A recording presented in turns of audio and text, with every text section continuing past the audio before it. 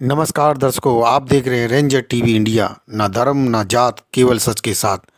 दर्शकों, आपको हमारा चैनल पसंद आता है तो सब्सक्राइब करें, लाइक करें, शेयर करें, कमेंट जरूर करें। कर सकते हैं हम और संगठनों में, चाहे वो प्राथमिक शिक्षक संघ हो, राष्ट्रीय शैक्षिक महासंघ हो, यूटा हो और जूनियर शिक्षक संघ हो, कोई भी संगठन हो, आपसे मनी और मसल्स ले लेंगे, पैसा ले लेंगे, जनपद स्तर पर ले लेंगे, आपके साथ नीति नहीं बना सकते, आपके हितों की रक्षा नहीं कर सकते, जिले स्तर पर आपको सस्पेंशन रोक सकते हैं, वो भी नहीं रोक पाते।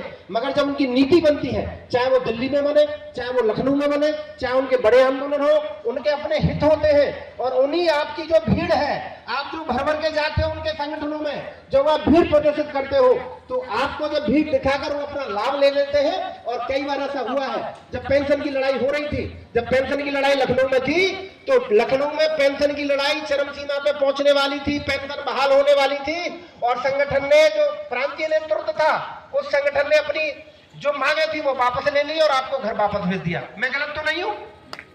मैं गलत तो नहीं हूं? तो हमारी जो समस्याएं हैं, हमारी अपरिचितता की समस्या है, अनटचेबिलिटी की समस्या है हमारे स्कूलों में हमारे साथ भेदभाव होता है, आज भी भेदभाव होता है। रसोई आपके बर्तन साफ नहीं करती। मैं अपना बता दूं, जब मैंने विद्यालय पहली बार ज्वाइन किया तो रसोईया प्लेटें ले आई फाइबर वाली। बोले मैंने ये क्यों लाई हो? कि मैं, आप जब खाना चेक करेंगे, खाना खाएंगे तो आपकी प्लेट कौन साफ करेगा? मैंने आप साफ करोगे? बोले मैं साफ नहीं करूंगी। मुझे 1 महीने बाद उसे हटाना पड़ा, लिखित देके हटाना पड़ा। तो नहीं हो तो निश्चित तौर पर आप जहां भी हैं, जैसे भी हैं, वही काम करें, वही आवश्यकता है। तो संगठन क्यों जरूरी है, मैं आपको थोड़ा सा बताऊंगा कि संगठन क्यों जरूरी है। क्योंकि हमारे जो अधिवेशन है, सारे अधिवेशन हो रहे हैं, अध्यापकों का जहां जहां पदानुमत हुआ, जहां जहां शोषण हुआ, आपने देखा होगा। मैं अभी यहीं से शुरुआत करता हूं, आगरा से शुरुआत करता हूं। श्रद्धेय भंते जी हमारे बीच में बैठे हैं। आगरा में आपके प्रांतीय अध्यक्ष जी कितने जुझारू हैं, आपके पास 20 किलो कागजों के दस्तावेज हैं, सारे दस्तावेज आपके पास है। उसके बावजूद भी आपने अपने विद्यालय में सीएल ली, आकस्मिक अवकाश लिया, और आकस्मिक अवकाश लेने के बाद व्यक्ति निश्चित हो जाता है। क्या शिक्षकों का आकस्मिक जो अवकाश है लेने के बाद आप निश्चिंत नहीं हो जाते? मगर उसके बावजूद भी 1:45 पर विद्यालय बंद होने से पहले आपका आकस्मिक अवकाश रिजेक्ट कर दिया गया संबंधित बीयू द्वारा। प्रांतीय अध्यक्ष के साथ ये हो सकता है? आप तो अलग जी, करुणाकु सागर तथागत गौतम बुद्ध को नमन। हमारे मसीहा परम पूज्य बोधिसत्व बाबा साहब doctor B are Ambedkar ji को अपना आदर्श मानते हुए उनके चरणों में आप सबकी तरफ से कोट कोट नमन करता हूं। बहुजन समाज में जन्मे सभी संतों, महापुरुषों, गुरुओं को भी कोट कोट नमन करते हुए आज जिनका हम जन्मोत्सव मना रहे हैं, नारी शिक्षिका, प्रथम महिला शिक्षिका माताबाई सावित्री फुले जी के चरणों में कोट कोट नमन करते हुए आज के इस 6वें प्रांतीय अधिवेशन एवं शैक्षिक संगोष्ठी में हमारे मंच पर आसीन धर्मगुरु, परम आदरणीय, परम पूज्य चंद्रमा जी, सारनाथ संस्थापक धम्मान लर्निंग सेंटर, मंच पर आसीन हमारे परम आदरणीय मुख्य शिक्षक गोविंद राम जी, मंच पर आसीन परम श्रद्धेय, जिन्होंने मुझे इस धरती पर लाने का पुनीत कार्य किया, मेरे आदर्श, मेरे पिता शिक्षक मास्टर पूरन सिंह जी, प्रांतीय संरक्षक भारतीय बौद्ध महासभा, जो 80 की उम्र पार करके आपके सामने मंच पर विराजमान है। साथियों, मंच पर आसीन आदरणीय सुनीता बौद्ध जी, प्रांतीय महिला उपाध्यक्ष, आदरणीय रेणु बालाजी, प्रांतीय संयुक्त मंत्री, आदरणीय सुकुमारी गौतम जी, उनके सम्मान में उनके जन्म दिवस पर या उनके पुण्यतिथि पर हम ये कार्यक्रम लगाएं और उनको सम्मान देने का काम साथियों करें। इसलिए महासभा ने ये बीड़ा उठाया कि 3 जनवरी को माता सावित्रीबाई फूले, जिनको आज तक भारत सरकार ने एक शिक्षिका के रूप में सम्मान देने का काम नहीं किया साथियों, इसलिए महासभा ने पूरे प्रदेश में उनके जन्म दिवस पर शिक्षा दिवस के रूप में उनको सम्मानित करने का, सम्मान देने का काम ये अधिवेशन लगा के किया है साथियों। मैं समझता हूं जहां तक अभी तक पूरे प्रदेश में सावित्रीबाई फूले के जन्म दिवस पर बड़े पैमाने पर कार्यक्रम नहीं होते थे, लेकिन जब से महासभा ने कार्यक्रम सबसे पहले लखनऊ में लगाया और ये 6वां प्रांतीय अधिवेशन आज आगरा में हो रहा है, जब से हमने ये कार्यक्रम लगाना शुरू किया है तब से पूरे प्रदेश में ही नहीं पूरे भारत में हमारे समाज, बहुजन समाज के साथियों ने उनके जन्म दिवस को बड़े ही उल्लास के साथ मनाने का काम प्रारंभ किया है साथियों। क्यों? क्योंकि इससे पहले कभी भी हमारे शिक्षकों को एक शिक्षक के रूप में हमारे विभाग ने सम्मानित करने का काम नहीं किया। हमारे तमाम शिक्षिकाएं, तमाम शिक्षक साथी जो दिन रात मेहनत करते हैं और मेहनत करके इस प्रदेश की और देश की जो रीढ़ है बेसिक शिक्षा, जहां से एक भवन का निर्माण होता है, उसकी शुरुआत करता है शून्य से। जो बच्चे हमारे यहाँ पढ़ते हैं, आप लोग सब जानते हो कि उनकी गुणवत्ता क्या होती है, उनका गुणवत्ता का स्तर क्या होता है, उनके आईक्यू लेवल क्या होता है।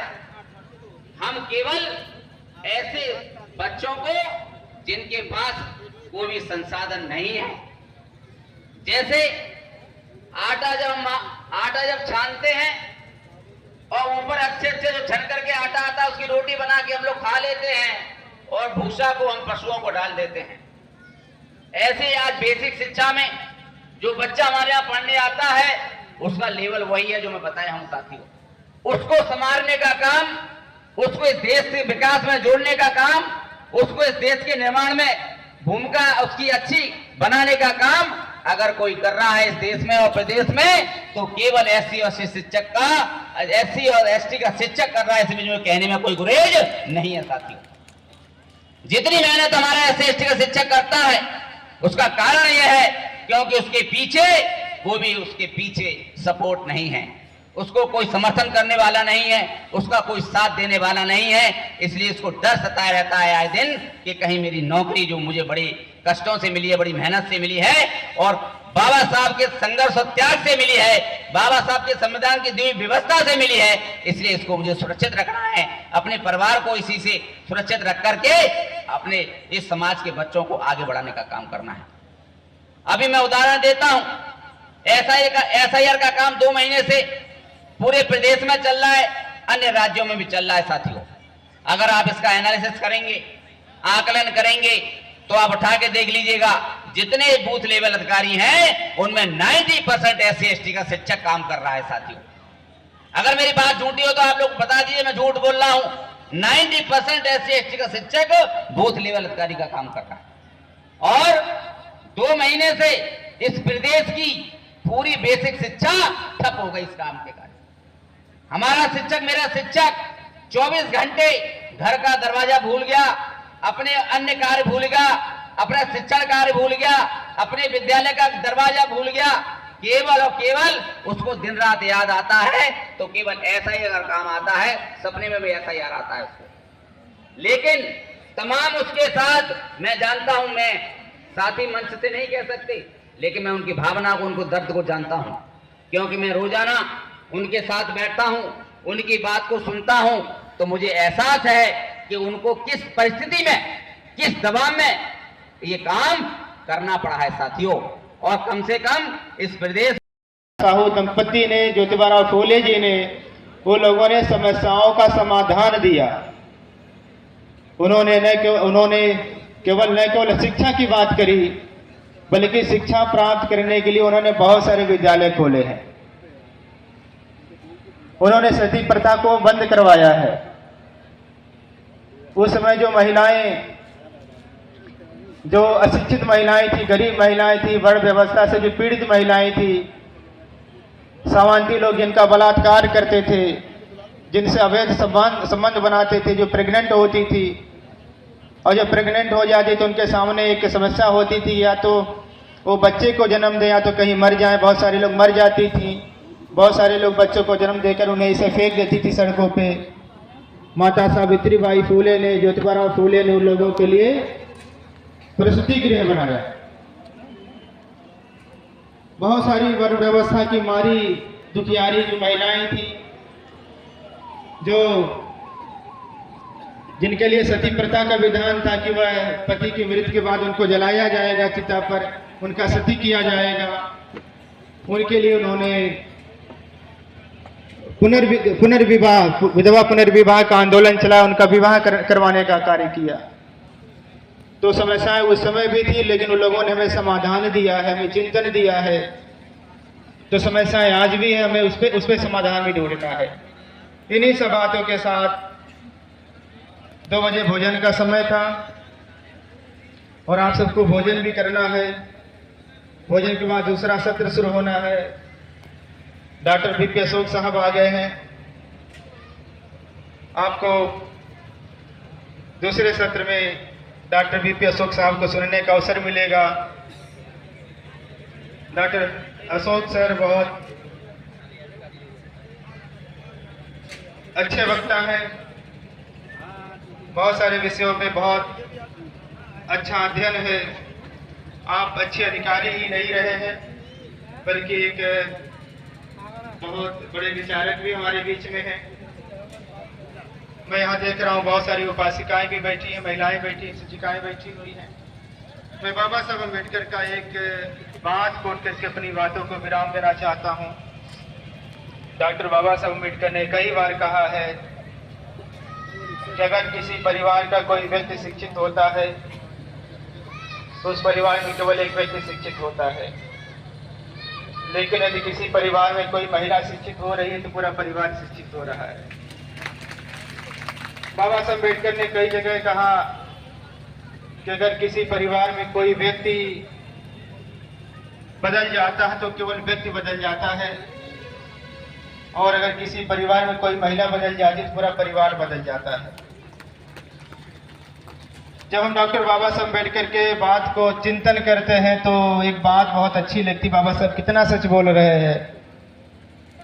मैं बहुत सारे ऐसे हजारों लोगों को जानता हूं जो बदले हैं और वो मंचों पे बहुत बड़ी बड़ी बातें कर रहे हैं, बहुत समाज सुधार भी कर रहे हैं, लेकिन जब घर पे जाते तो उनकी पत्नी उनकी बात नहीं सुन रही है, उनके बच्चे उनकी बात नहीं सुन रहे हैं। तो मुझे बाबा साहब की बात बहुत सच लग रही है कि अगर कोई व्यक्ति बदल जाएगा तो उसको अपने परिवार को बदलने में 50 साल लग जाएगा, और वह व्यक्ति 50 साल में बदल पाएगा नहीं बदल पाएगा ये भी नहीं कहा जा सकता है। और बहुत सारे लोग 50 सालों में बदल नहीं पा रहे हैं, ये भी सच्चाई है। लेकिन बाबा साहब अम्बेडकर ने एक बात कही, अगर किसी परिवार में महिला बदल जाती हैं तो उन्हें अपने परिवार को बदलने में 5 साल लगता है। और मैं देख रहा हूँ कि बहुत सारी महिलाओं को जानता हूँ, यहाँ सुनीता मैडम बैठी थी, ये उपासिकाएं बैठी हुई हैं, मैं जानता हूँ बहुत सारे लोगों को जो महिलाएं बदली हैं वो अपने परिवारों को 5 साल में नहीं 5 महीने में बदली हैं। और जब उपासिकाएं हमारे सामने होती तो मैं लोगों से पूछता हूँ कि डॉक्टर बाबा साहब अम्बेडकर का सपना साकार करना है, साहू फूले का सपना साकार करना है, ये माता सावित्रीबाई फूले वाला आंदोलन आगे बढ़ाना है, तो बताइए 50 साल में किया जाए कि 5 साल में किया जाए।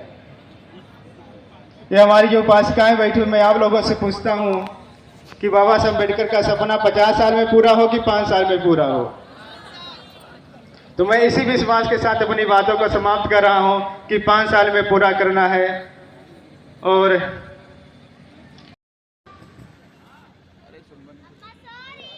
बेटा सॉरी क्या होता है?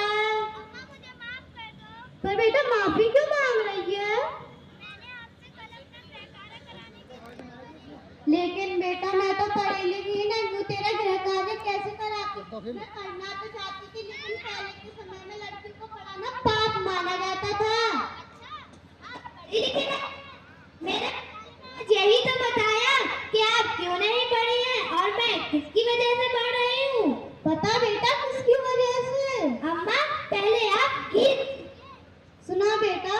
शिक्षा है शेरनी का दूध खूब पीजिए, दुख दर्द की फिर बेड़ियां सभी कट जाएंगी, दुख दर्द की फिर बेड़ियां सभी हमको है कैसे मिली दादी जान लीजिए, हमको है कैसे मिली अम्मा जान लीजिए। अरे बेटा ऐसा गीत तो मैंने आज से पहले कभी नहीं सुना, मैं यही तो सोचती थी। अम्मा अब तो मैं आपको इन दोनों की कहानी भी सुनाऊंगी। सुना बेटा। अम्मा ये है ज्योतिबा फूले और ये है सावित्रीबाई फूले। अब पहले आप इनकी कहानी शुरू से सुनिए। सावित्रीबाई फूले का जन्म 3 जनवरी 1831 को हुआ था। अच्छा बेटा। अम्मा आपको पता है इनके पिता का नाम क्या था? नहीं बेटा, ये कहानी तो मैं पहली बार सुन रही हूँ। इनके पिता का नाम खंडोजी नेवसे था तथा माता का नाम लक्ष्मीबाई था। अच्छा बेटा। अम्मा आपको पता है ये कितने भाई बहन थे? नहीं, मुझे तो नहीं पता। अम्मा ये 3 भाई बहन थे। सावित्रीबाई फूले सबसे छोटी थी। इन्हें ना पढ़ने का बहुत शौक था, लेकिन लड़कियों के लिए पढ़ाई तो प्रतिबंधित थी। हाँ ऐसा ही हमारे साथ हुआ था। तो एक बार इन्होंने अपने भाई की किताब चुपके से पकड़ ली। तभी इनके पिताजी जब गए, पिताजी बोले हाय अब तो हमें पाप लगेगा, हम नर्क में जाएंगे। पिताजी की यह सब बात सुनकर सावित्री फूले बाई रोने लगी। इनकी शादी 9 वर्ष की अवस्था में ही हो गई थी। इनके पति ज्योतिबा फूले 14 वर्ष के थे और कक्षा 3 में पढ़ते रहे। इन्होंने रात को चुपके से अपने पति से पढ़ लिख कर शिक्षित हुई। जब वे शिक्षित हुई उन्होंने कहा अब मैं गांव की अन्य बेटियों को भी पढ़ाऊंगी, वो थोड़ी ना ऐसी रहेंगी। देखो अच्छा बेटा। मैं गांव के बाहर एक पेड़ के नीचे बेटियों को पढ़ाने जाती थी, तब लोगों को बहुत बुरा लगता था क्योंकि उन्होंने कभी बेटियों को पढ़ाया नहीं था। देखो कैसे लोग उन पर विरोध करते थे। देखो अम्मा मुझे रोना आता है, हम किसकी बदौलत पढ़ रहे हैं, उन्होंने हमें कैसे पढ़ाया है। तो मैं भी और जब वो पढ़ाती थी देखो कैसे पढ़ाती थी वो। गाँव वालों जब मारते थे ना उन्हें, तो ना उन्हें पढ़ाने से रोकते थे गाँव वाले, तो अपना प्रयास जारी रखा। गाँव वालों ने कभी बेटियों को पढ़ा नहीं, तो उन्होंने सावित्रीबाई फूले की शिकायत ज्योतिबा फूले जी के पिता से कर दी। उन्होंने अपने बहू और बेटे को घर से निकाल दिया। तभी इनकी एक छात्र थी फातिमा शेख। देखो फातिमा शेख को, इन्होंने अपने घर में उन्हें शरण दी। इनके भाई उस्मान शेख ने उन्हें स्कूल बनवाने के लिए जमीन दी। 1848 में बेटियों के लिए पहला स्कूल खुला और 1853 तक बेटियों के लिए 18 स्कूल खुल चुके थे। अच्छा बेटा 18 स्कूल खुल चुके थे। ये हम देश की बेटियों के लिए कोई छोटी बात नहीं है। 18 स्कूल खुलना, ऐसी महान महिला को तो मैं भी नमन करती हूँ और मेरा देश भी नमन करेगा। अरे बेटा ये तो बहुत अच्छी कहानी है, ऐसी महान नायिकाओं को तो मैं नमन करूंगी। सावित्रीबाई फूले ना देश तुम्हें भूले, ऋणी हम रहेंगे तुम्हारे सदा, ऋणी हम रहेंगे तुम्हारे सदा।